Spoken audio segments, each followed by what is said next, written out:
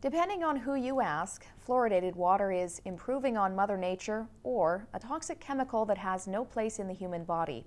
Since the 1950s, the city of Prince George has added fluoride to the drinking water supply, believing fluoride protects against cavities.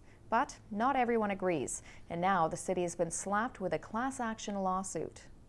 This stack of legal documents may look daunting to the average person, but to lawyer Glenn Nicholson, they tell a story.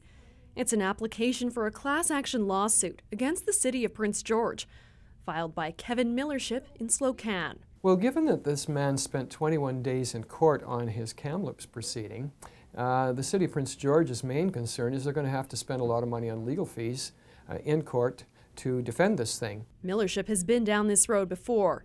More than a decade ago, he tried to start a class action fluoride lawsuit against the city of Kamloops, as well as the federal and provincial governments.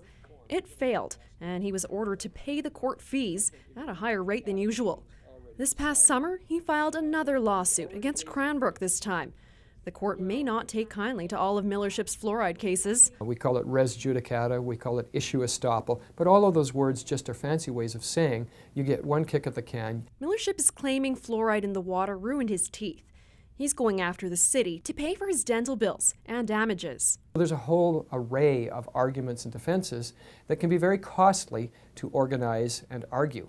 So the biggest problem for the city of Prince George is the legal cost and the headache of having to go through this trouble. According to this lawyer, it's a tough case to win. So if he came to me for advice on the strength of his claim, I would probably tell him that most of his claims are going to be very difficult to establish. But this anti-fluoride advocate isn't brushing off Millership's case. I think he has some valid points in the fact that it is an expense for people that have fluorosis on their teeth to get it removed. It's embarrassing if you have fluorosis, and it's caused by the city water. And so, we're putting a chemical into the water and it's causing damage to people's health.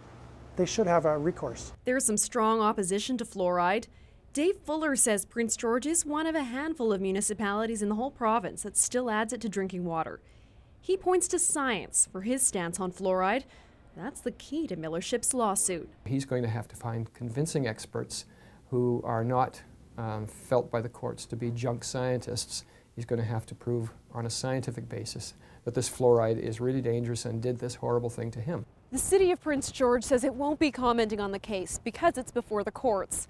For class action lawsuits like this one, it's in the court's power to dismiss it before it ever goes before a judge.